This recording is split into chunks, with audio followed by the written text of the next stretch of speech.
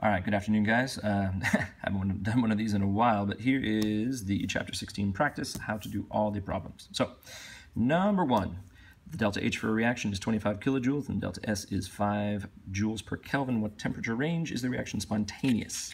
So for this one, you're looking at where it is spontaneous is the negative delta G, obviously, so you're looking at the boundary where it is negative and positive, and that boundary is 0. So really, you're just solving for where this boundary is 0.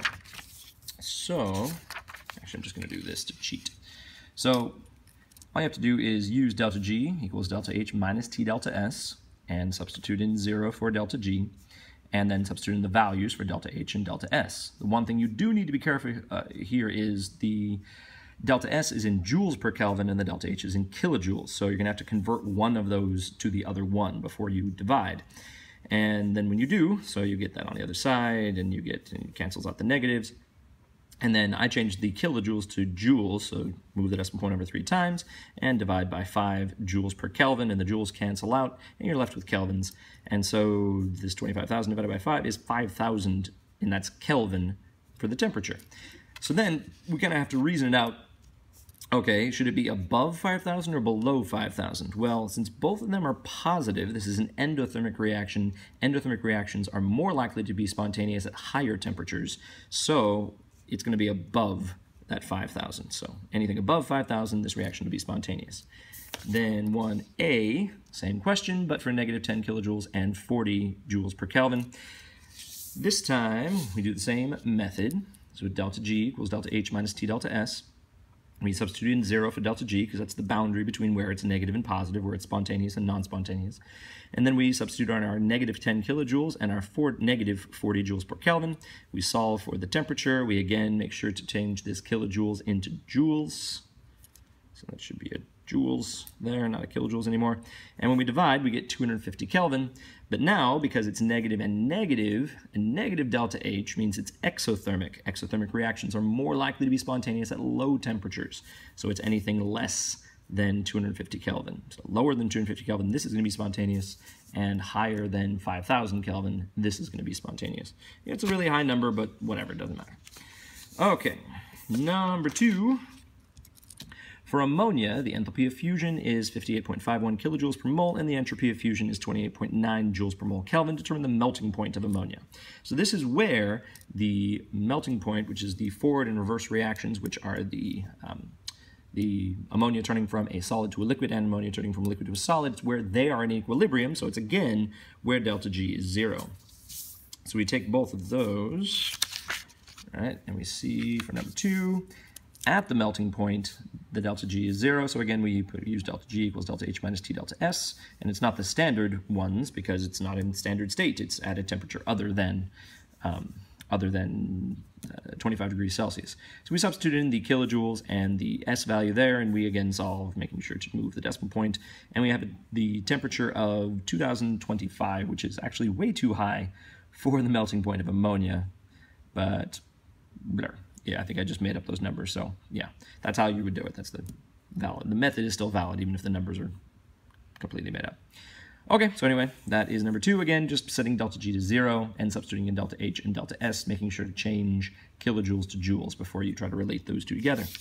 Number 3 is a little bit cheaterish because I forgot to give you some values for fluorine and hydrogen's S, the absolute entropy of those two, because you need both of those. For delta H of fusion and for delta G of fusion, for elements it is 0, but for the absolute entropy it is not. So you're going to need all 4 of those to determine this for this problem. So the delta S for this reaction is negative 358 joules per Kelvin. And so we know the absolute entropy for ethyne, which is this one. We're trying to determine the entropy for CF4, and the deltas really should not be there. It's absolute entropy for CF4, and we're going to use the sum, the delta S for the reaction is equal to the sum of the stoichiometric coefficient times the absolute entropy of the products minus the sum times the coefficients of the absolute entropies for the reactants.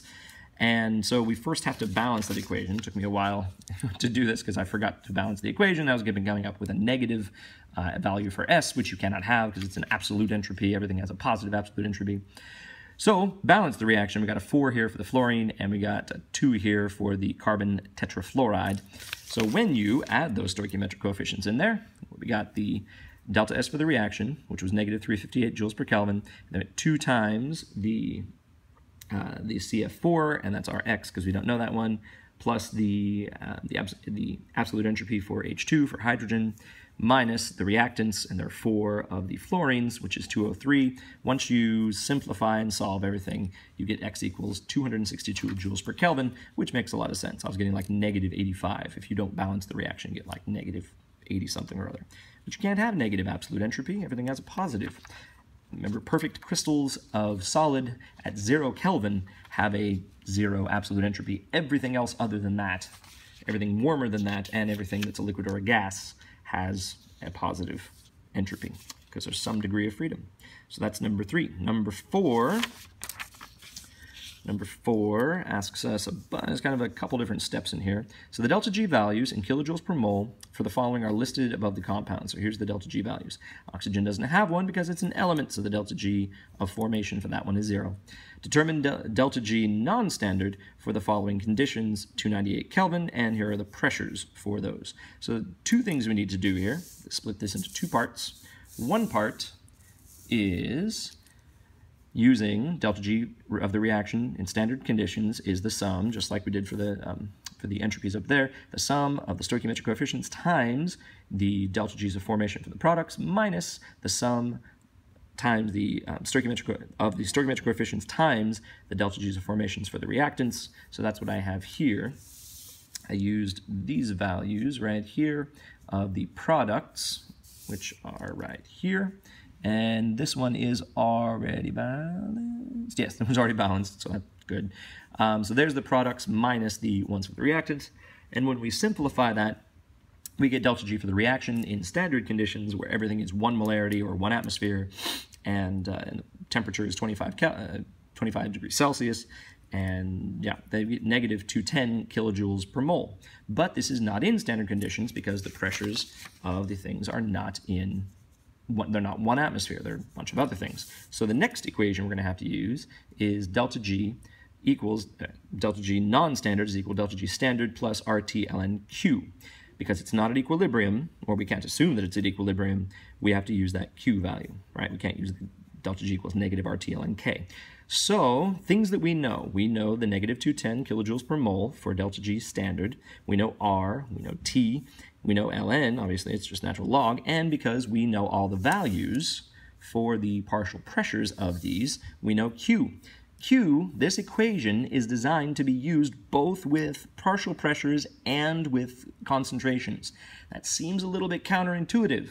Why should it work for one and also work for the other one? But remember, when we're talking about a reaction, these delta G's that are in the standard and non-standard, those are calculated for that specific reaction, whether it's in aqueous solution or whether it's in a gaseous state. So that specific reaction, you don't need to worry about converting this Q or the K value from 1, from the K in pressure versus the K in concentration. This one actually does not matter because we have the same number of moles of gas on both sides. So even if it did matter, we wouldn't need it because it's that Kc equals Kp times RT to the delta N, or negative delta N. I can never remember, so I have to derive it each time. The delta N would be 0 in this case, so the Kc would be equal to Kp. But even if it didn't, right, even that's only if it even did matter. In this case, it does not. It never does with this equation. You can use the pressures or the concentrations, either one. Whichever one you're given, just use that, and you'll be fine. So we know everything here except for delta G. And so we crunch these together, take the natural log, multiply that by 298 and 8.314. Again, we have to be careful because this is in joules per mole. Joules per mole, because this is joules here. The kelvins have canceled out from here and here.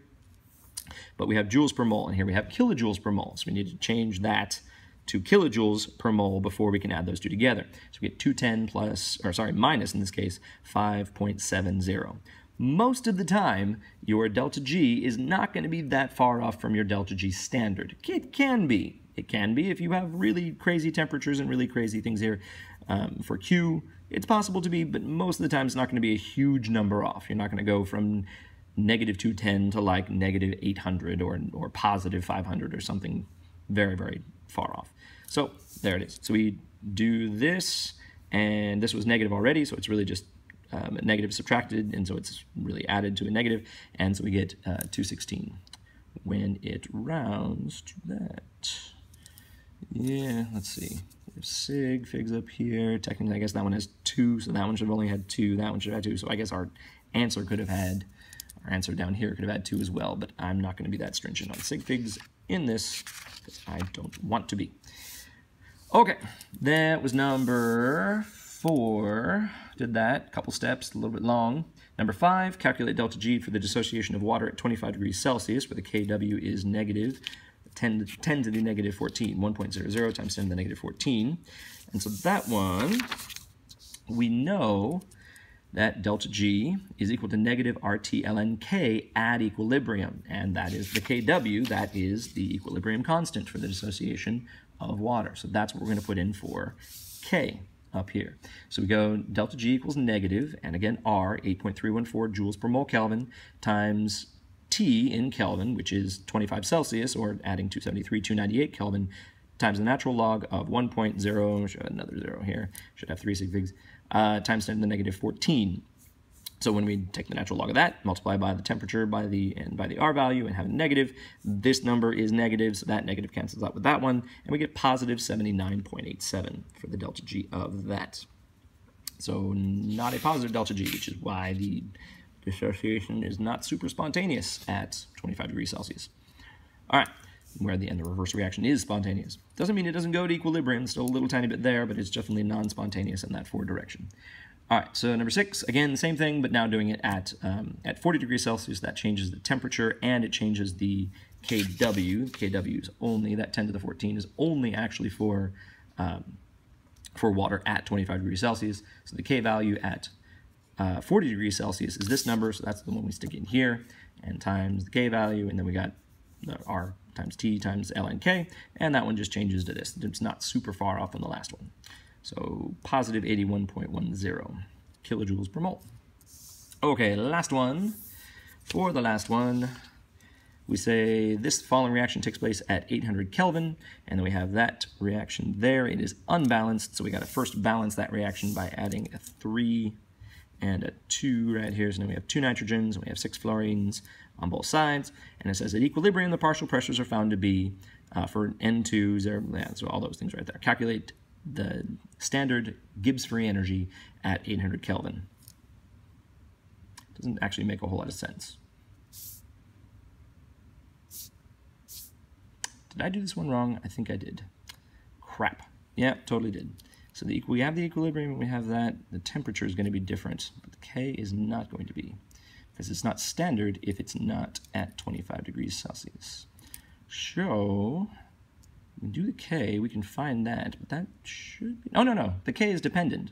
Oh, yes, the K is dependent on that. Oh, so that's okay. K is dependent on temperature, so it's okay to have the temperature there. So you can still calculate the delta G. Sorry, you still calculate delta G standard. Okay, what I was doing talking to myself there, delta G standard has to be at 25 Kelvin, or 25 Celsius, which means that it is not at 25 Celsius. We don't have standard conditions, but this should just be calculate delta G standard. It shouldn't matter that it's at 800 Kelvin. 800 Kelvin is going to affect the K value here. The K is dependent. The equilibrium constant is dependent on temperature. So that will change this, and the delta G will stay standard. It doesn't matter what temperature it's at. So it's kind of a misnomer to ask it this way. Calculate delta G at a certain temperature. Well, delta G standard is not dependent on temperature, so we may as well say calculate delta G standard at any temperature. Just calculate delta G standard. Okay. So we use the same equation, delta G standard is equal to negative RT ln K. We have R, we have T, and we have ln of K. So the reason why we had to balance the equation is because we have these partial pressures. We substitute those in, but they have to substitute in with their squareds and cubes and stuff in there. Yes, because you put the partial pressures in for K, and you use the stoichiometric coefficients, the products over the reactants. And so when you simplify this, take the natural log, multiply that by 800, multiply that by negative 8.314 joules per mole Kelvin, you get negative 71.1 kilojoules per mole. And that is number 7, and that is it for the worksheet. Yay, under 15 minutes. Woo!